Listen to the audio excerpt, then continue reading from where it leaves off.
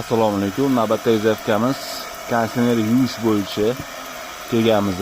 Bu yerda do'kon egalari konditsionerimizni yaxshi sotmayapti. Havo ham chiqayotganda qanaqadir g'alati hidlar chiqyapti dedi. Mana ko'rishingiz mumkin. Bizga kelib tekshirganimizda bu yerda ancha vaqtdan beri konditsioner qaralmagan, yuvilmagan, o'shaning hisobiga changi, kirga to'lib ketgan edi. Biz buni mana hozir cho'tka qilib tozalab beryapmiz. Ko'rishingiz mumkin. Konditsionerlarni o'zi 1 yilda bir marta mana shunaqa yuvdirib turish kerak.